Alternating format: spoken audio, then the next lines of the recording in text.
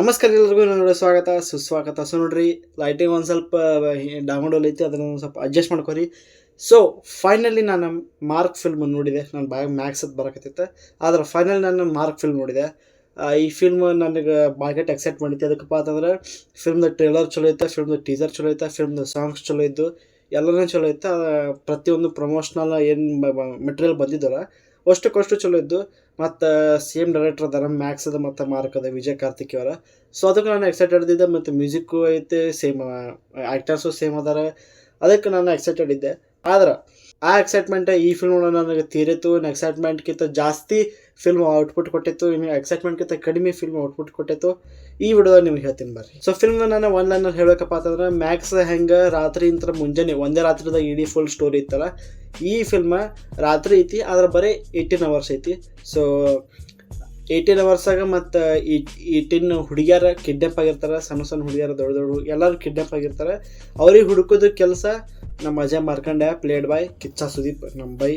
So ಒಂದೇ ಮಾತು ಹೇಳಬೇಕಪ್ಪ ಅಂತಂದ್ರೆ, it's a pure mass masala Kiccha Sudeep film.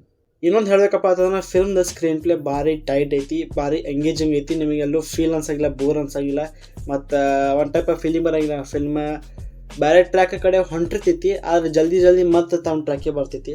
So ಫಿಲ್ಮ್ದ screenplay ಭಾರಿ ಟೈಟ್ ಐತಿ, ಭಾರಿ ನಿಮ್ಗೆ ಹಿಡ್ಕೊಂಡು ಕೊಂಡಿರ್ತೈತಿ, ಮಿಸ್ಗಡೆ ಬಿಡೋಂಗಿಲ್ಲ ಎಲ್ಲೂ. ಸೊ ನನಗೆ ನೆಗೆಟಿವ್ ಅನ್ಸಿದ್ದು ಏನಪ್ಪ ಅಂತಂದ್ರೆ, ಫಿಲ್ಮ್ದಾಗ ಒಬ್ರು ಅದಾರ, ಮಿನ್ನಲ್ ಮುರಳಿದಾಗ ನೀವು ಯಾರೇ ನೋಡಿದ್ರಪ್ಪ ಅಂತಂದ್ರೆ, ಆ ಫಿಲ್ಮ್ದ ವಿಲನ್ ಹೀರೋಕ್ಕಿಂತ ನನಗೆ ವಿಲನ್ ಭಾಳ ಇಷ್ಟ ಆಗಿದ್ದ.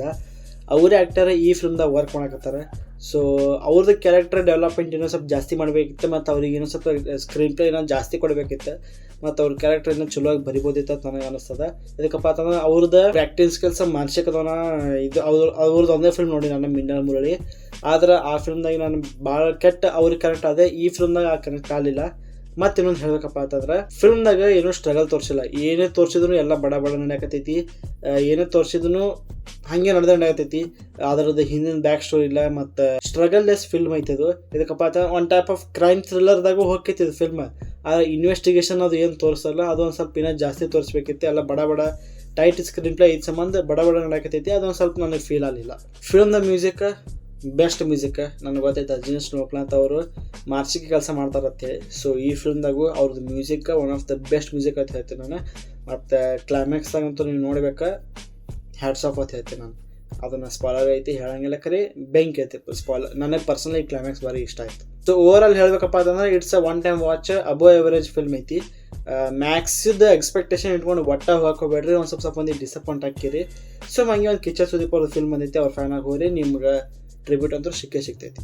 ಸೊ ಸಿಗೋಣ ಮುಂದೆ ನೋಡಿದಾಗ. ಅಲ್ಲಿ ತನ ಪೀಸ್ ಔಟ್. ಜೈ ಹಿಂದ್, ಜೈ ಕರ್ನಾಟಕ ಮಾತೆ.